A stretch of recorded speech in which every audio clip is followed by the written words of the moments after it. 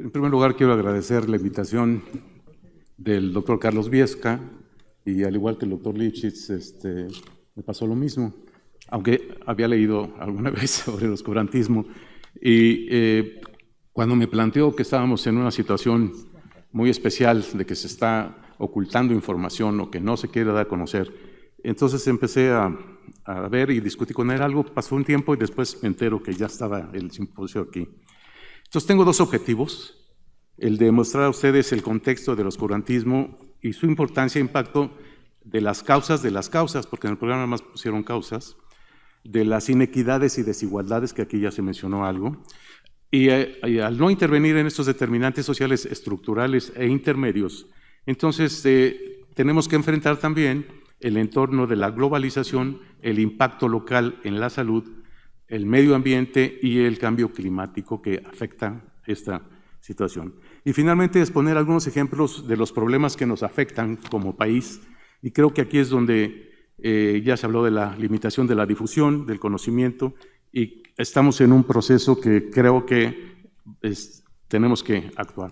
He dividido mi presentación en tres partes: sobre los antecedentes y el contexto, la dimensión de los retos mundiales y para México, y algunos planteamientos sobre políticas públicas y gestión y el fortalecimiento del programa sectorial de salud que está por salir. Estas referencias las tomo porque tienen que ver con la historia y tienen que ver con el tema que estamos tratando, y se nos olvida siempre el denominador, y este denominador es realmente el responsable de los eventos y participa y es el factor en lo social, en lo económico y en lo ambiental. Y cuando hay varias definiciones, ya se han planteado algunas, y junto con el posmodernismo del siglo XX y consolidado en este siglo, se identifican con grupos de poder político, social, cultural, económico, e imponer formas y estar realmente presionando, y ya casi se ha considerado como una cuasi religión de vida.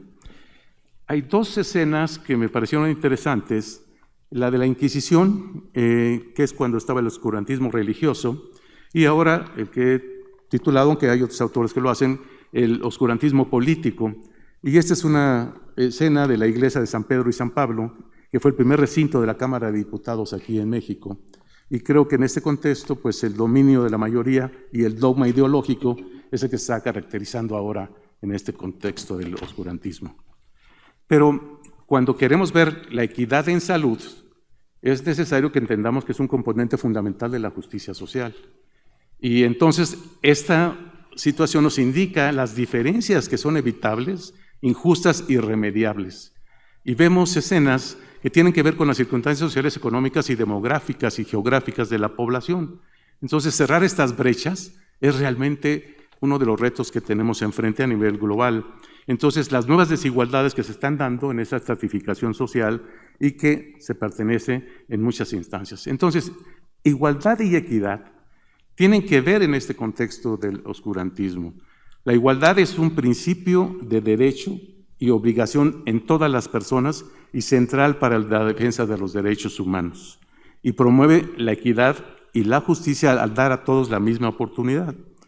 Esto solo funciona si todos parten del mismo lugar y funciona si todos tienen la misma altura.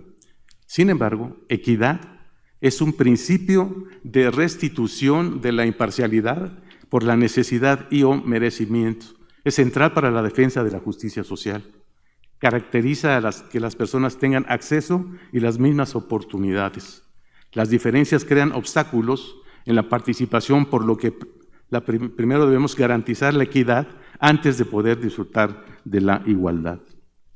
Hay un marco teórico. Solamente quiero destacar que el marco conceptual de los determinantes sociales es estructural y es lo que se denomina intermedio. Lo estructural es lo que está fuera del alcance de los que estamos en el sector salud, que es son los determinantes intermedios, donde están los sistemas de salud, porque lo estructural tiene que ver con las políticas, el aspecto socioeconómico, las decisiones macro, pero esto da una categorización o una estratificación social de la población que la ubica de acuerdo a estos determinantes para poder tener exceso o no, o tener un impacto y tener desigualdades en salud y los bienes. Entonces, valorar los logros que disfruta o las injusticias sociales que padece la población implica observar no solo las condiciones de salud, sino también las desigualdades en esta salud. Perdón, me equivoqué. Esta fotografía muestra un gran ejemplo de las clases sociales, es muy famosa y se tomó 16 años después la misma fotografía. Entonces aquí están las configuraciones de los determinantes estructurales y la exposición y vulnerabilidad que experimentan las personas y ponen en riesgo su salud. Y estas posiciones son desiguales de poder, prestigio, acceso a los recursos. Entonces sí hubo mejoría, pero siguieron las desigualdades en esta zona de Brasil, en Sao Paulo, y muestra que el beneficio fue que ya los árboles les impedía ver a esa zona marginada. Entonces, ¿qué son los determinantes sociales? Los determinantes sociales son los factores no médicos que influyen en las causas y los resultados de salud por las condiciones en las que nacemos, crecemos, vivimos, educamos, trabajamos, divertimos, envejecemos y morimos. Nosotros no escogimos a nuestros padres ni en dónde nacer. Entonces son las causas de las desigualdades en salud, que es la definición que da la Organización Mundial de la Salud, donde tiene que ver la edad, el sexo, la carga genética, los factores de estilos de vida, las redes sociales y comunitarias en las que estamos y todas las condiciones socioeconómicas, culturales y ambientales que nos rodean. Entonces, la equidad y la igualdad en salud se logra a través de políticas públicas, coordinadas con planes y programas de tipo económico, social y cultural, y en particular de poblaciones más vulnerables, para las poblaciones más vulnerables. El diseño de las políticas es importante, pero es complejo actualmente en el caso de la salud, la educación y el desarrollo, porque son escenarios multideterminados por la economía, los mercados globales y las presiones sociales, económicas y políticas, tanto internas como externas. Y influyen, y así ha sido y sigue siendo, los organismos internacionales y financieros. Están ahí escritos. Y también los arreglos que hay a nivel de país y entre países. Pero el diseño de las políticas está condicionado, no ahora, sino desde hace tiempo, pero ahora mayormente, por 5 megatendencias. La transición demográfica y epidemiológica, la migración voluntaria o forzada e involuntaria, el crecimiento urbano acelerado y desordenado, la recesión económica, el aumento de la pobreza y las desigualdades, el cambio climático, la globalización, tanto económica como tecnológica. Un grupo de expertos se reunió en Barcelona y entonces dice, bueno, ¿cómo planeamos las políticas públicas? Siempre nos vamos a las causas cercanas y aparecieron ya hace algunos años las causas de las causas, que son los determinantes sociales para ver inequidad y desigualdad. Pero existen las causas de las causas de las causas, que son las políticas públicas, y es por ello que el grupo de Lancet, conjunto con la Universidad de Oslo, crea una comisión para ver los orígenes de las inequidades resultado de las políticas. Y eso da un movimiento mundial, la salud en todas las políticas, para hacer cambios en salud en todos los sectores, mejorar la formulación de estas con los determinantes sociales, la atención primaria, la cobertura universal y el cambio climático. En esta segunda parte, quiero destacar que la dimensión mundial de los retos y para México tiene mucho que ver con el entorno de los riesgos globales, pero fundamentalmente con lo que nos está impactando, que es lo global tiene un impacto local, y en lo local es justicia social, pobreza, movilidad social, carencias por acceso, baja calificación de la gestión de los programas de salud. Entonces, a pesar de lo mucho que está escrito, difundido en medios, en redes sociales, por cierto, es un tema que es desconocido todavía por los profesionales de la salud, el público en general, las ciencias sociales, y omitidos fundamentalmente por los profesionales que toman decisiones políticas y que son tomadores de decisión.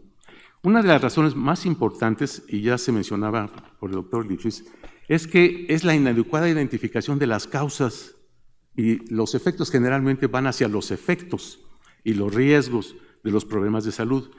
Y entonces tenemos ahora el escenario de oportunidad que viene desde 1978 de manera contundente con la reunión de Alma-Ata sobre atención primaria, las metas de los Objetivos de Desarrollo del Milenio, ahora desde 2015 para los Objetivos de Desarrollo Sostenible, las funciones esenciales de salud pública, salud planetaria, Agenda Una Salud, la Agenda 2030 y los 17 objetivos.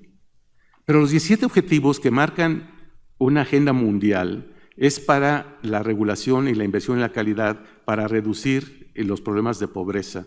Los indicadores que con estos 169 metas y 231 indicadores permitan que a nivel global regional, nacional y local, mantener el aumento de la temperatura del planeta por debajo del 1.5 grados Celsius. Y cada una exige las 3 dimensiones cuando se abordan: económica, social y ambiental. Entonces, las dimensiones y los retos que tenemos ahora se dan por el crecimiento poblacional y siempre se ha dado. Y por eso mostraba los estudios al principio de Malthus y de las primeras tablas de vida que se hicieron. Pero el crecimiento es en los países en desarrollo como el nuestro, y se estima que llegamos a los 10.600 millones, y solamente del 2000 al 2030, cuando se tengan que evaluar las metas, va a haber 2.000 millones más. Y esto ha dado, consecuencia del envejecimiento, ya una clasificación que se llama matriz demográfica económica, donde se clasifica a los continentes como rico joven, rico pobre, pobre joven y pobre rico. Y esto da una gran diferencia en la información que se está manejando a nivel mundial, de los impactos que tiene en la energía, en el agua y los alimentos, y que ya superamos 7 de los 9 límites planetarios que nos permiten tener una seguridad en la Tierra, y ya esto está afectando prácticamente con la acidificación de los océanos, todo lo que ya sabemos, que no quiero repetir, pero que es un impacto. Entonces ya sabemos cuál es ese impacto en la salud, tanto por el clima, contaminación del aire, cambios en la ecología de los vectores, los vemos con el dengue, chikungunya, zika, las temperaturas crecientes por calor extremo, la degradación por los niveles crecientes de CO2, el aumento de los alergenos, etc. Entonces sabemos muy bien qué está pasando, pero yo quiero aquí destacar que este impacto, cuando empieza a darse uno cuenta, y yo soy del grupo que nació en los 50, bueno, 2 años antes, cumplimos 70 años en el 2020, pero los que nacieron en el 2080, en el 80, perdón, que son la mayoría de nuestros hijos, van a padecer estas consecuencias que ya se ven cómo están cambiando y que están afectando, pero los que nacieron en el 2020, cuando tengan 70 años, son los que van realmente a padecer si no se hace absolutamente nada. Y esta información se está manejando como se quiere. Algunos líderes consideran que no existe, otros lo hacen a nivel local. Entonces, ¿qué desafíos enfrentamos para la gestión de los servicios de salud y la reducción de estas desigualdades y el cumplimiento de la Agenda 2030? Los grandes desafíos para la equidad en salud de México fueron dados fundamentalmente por las incidencias que se tuvieron en salud con 2 programas, planificación familiar y vacunación. Pero la transición demográfica que se dio fue sin el desarrollo social y económico que se esperaba. Entonces bajamos la fecundidad, la tasa global de fecundidad, pero en absoluto seguiremos creciendo. Y este es el gran reto, casi 1.8 millones al año, hay que comprar 1.8 millones más de vacunas cada año. Y la pobreza es el gran desafío que tenemos enfrente. Y además nos clasifican el índice de justicia social a México como de los 10 países que tienen la inclusión social y mayor discriminación en el mundo. Estamos en último lugar. No hay una actualización de estos datos, pero de acuerdo a la información, pues seguimos en los últimos lugares. Y cuando ahora que estamos analizando por la información del INEGI de la pobreza, pues vemos que sí, efectivamente, ha bajado la pobreza, pero se les hace poco 38.5 millones de pobres o 5.3 millones de pobres extremos, y que del 2018 al 2020 haya subido de 51 a 57 los pobres, o de 8.7 a 10.8 los pobres extremos. Esto es una foto de los municipios que no se puede medir ahora por el INEGI por falta de recursos, que debía haberse medido por municipio y nada más se sacó a nivel de promedios de estados. Pero una de las consecuencias es la carencia del acceso a los servicios de salud. Y cuando vemos las diferencias urbanos-rurales, pues aquí está el incremento de 3.7 millones, ahora hay 13.9 millones en las zonas rurales que no tienen acceso a los servicios de salud. O en la zona urbana de 15 millones que había, ahora hay 30.6 millones. Ok, cuando se dice de una forma, sí baja, pero cuando se analiza de otra, sube. Y esa es parte de este oscurantismo que estamos padeciendo. No se publicó esto, por ejemplo, en estos últimos informes, de la pobreza extrema en niños menores de 6 años. Por eso tuve que dejar esta diapositiva, no se puede actualizar, o por lo menos no la encontré, para no echar la culpa a nadie. Entonces, aquí 1 de cada 10 niños de primera infancia están en situación de pobreza extrema entre el 2020 y el 2022, y solamente Yucatán, Tlaxcala, y Quintana Roo y Sonora fueron capaces de superar esta situación. Pero hay otra medición, la de la movilidad social. que se refiere al cambio de la posición socioeconómica de las personas respecto a la cual alcanzaron sus padres con relación al grupo de población. Y 74 de cada 100 que nacen en pobreza se van a quedar pobres, y ya está dividido por regiones. Y los efectos de la pandemia han influido en estas tres grandes dimensiones: el empleo, la educación y la salud. En el sureste 86% no sale, en el norte 54% es el que no sale. Aquí está el acceso, la carencia por acceso, sigue siendo los estados típicos, Chiapas, ahora ya se movió a Oaxaca más abajo, Morelia, en fin, son datos que nos ubican pues, en una realidad. Cuando vemos el promedio nacional, pues sí bajó, pero cuando veamos los estados. Pero hay otra cosa que me preocupa: el monitoreo de las políticas y los programas sociales. Se hizo una evaluación de 15 dependencias de sus programas, y la Secretaría de Salud obtuvo el puntaje de 0.628 y lo coloca en una posición pues media realmente, y llama la atención que la que fue sobresaliente fue la prevención y atención contra las adicciones, influencia de la presión de los Estados Unidos.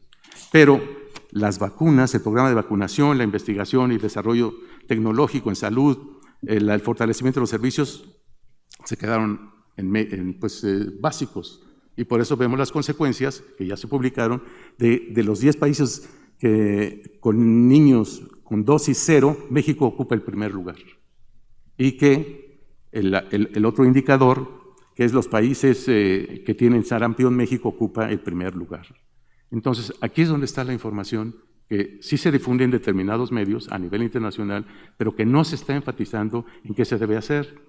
Y otra cosa que es realmente preocupante es el registro de los nacimientos, ya no los embarazos, son las niñas que fueron a registrar a sus hijos que tienen menos de 17 años. Y aquí vemos que fueron en el 2023 101,000, más de 101,000, y de 10 a 14 años 6,700. Entonces yo le decía al doctor Pellicer que necesitamos aquí muchos salvatores grita para que metan a la cárcel, pero a los que fueron los causantes de esta tragedia. Entonces, creo que aquí está otro de los grandes retos. El otro es el de la educación. El rezago educativo es tremendo. Bueno, para quien dice que 9.2 no es muy alto, pero cuando vemos cómo se está comportando la situación, la eficiencia terminal, que el promedio nacional es de secundaria, pues ahí está el efecto en la movilidad social. Los hijos no pueden superar la educación de los padres y esta es baja.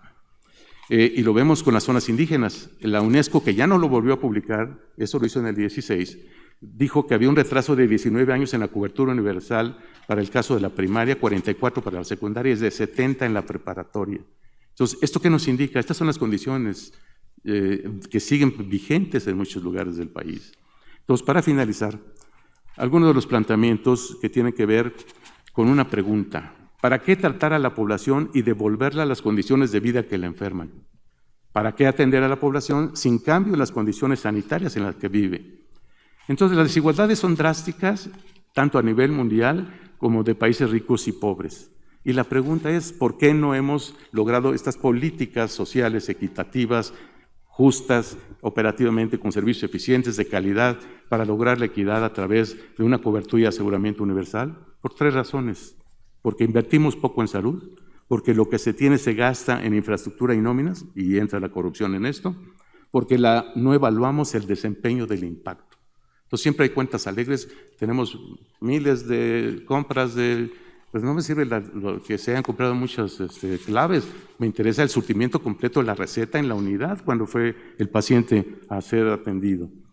Entonces, cuando vemos los presupuestos, pues vemos que aumentaron 6.5%, o el año del 18 al 25 en la defensa del 40.7%, pero vemos el de salud, cómo se redujo a 59%, y si nada más vemos 18 al 25, pues fue 61%. Entonces, esa es otra, y la parte de los que están encargados de la corrupción, pues también les bajaron el presupuesto, menos 33%, y ahora otro poco. Entonces, son los encargados de corregir la corrupción y no tienen presupuesto. México tiene un gasto muy bajo del PIB público. El promedio de OCDE es 9%, el de la OMS es 6%. Entonces, aquí estamos mal.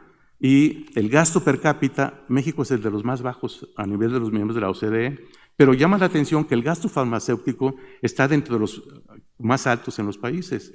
y que pues es el gasto de bolsillo, y se exacerbó a raíz del cierre del sistema de protección social en salud. Pero quisiera destacar que se ha impulsado el desarrollo y hemos tenido experiencias como el Programa de Desarrollo Humano Oportunidades, que antes fue PAC y Progresa, el Sistema de Protección Social, que es el Seguro Popular, el Programa para el Desarrollo, y la iniciativa, pero esto fue más del 2007 al 2012, la iniciativa de seguridad vial y el Programa Nacional de Salud Alimentaria. Entonces aquí cobra relevancia la frase del doctor Laguna García: los mexicanos tenemos iniciativa pero no acabativa. Ya sabemos cómo hacerlo, tenemos la ley de planeación y sabemos que hay que hacer un plan nacional que ya está, hay que hacer los planes estatales de desarrollo, hay que hacer los planes municipales de desarrollo y sabemos los contenidos. Y hay una ley de presupuestos que son obligatorias con el sistema de evaluación del desempeño, que habla de la planeación, programación, presupuesto, ejercicio, control, seguimiento, evaluación y rendición de cuentas. Pero tenemos que intervenir en acciones que cambien el hecho de hacer muchos programas, y ya lo redujeron por fortuna, y pasar de la planeación por programa social a la planeación por problema social. Entonces, ¿esto qué implica? Que las políticas públicas con base en la evidencia cambie esta lógica descendente por una lógica ascendente donde intervienen los determinantes sociales para lograr la equidad en salud y evitar mayores efectos del cambio climático. Y esto ya está, porque son las gestiones de acción locales que ya tienen las comunidades y las instituciones. Entonces, el programa sectorial de salud, que es el que esperamos, aprovecha esas 4 oportunidades en donde uno vive, en donde uno estudia y donde uno trabaja y se divierte con lo que hay que proponer, con lo que hay que gestionar, con lo que hay que hacer, con lo que hay que financiar, con lo que hay que resolver y con lo que hay que evaluar. En este contexto, las aportaciones del personal de salud son muy importantes porque pueden identificar los verdaderos problemas que se están padeciendo a nivel estatal, municipal y local y reducir esas desigualdades. Quiero hacer una reflexión final. Como lo dijo Jorge Barreiro, está en juego la libertad académica, la libertad para investigar y publicar. En particular, para difundir los resultados de investigaciones, la libre exposición de las ideas, el contraste de las teorías disponibles, el intercambio de argumentos y la distinción entre hechos y valores. Pero hay quienes creen que no hay que exagerar ni alarmarse, que no es para tanto. Pero nos dice Jiddu,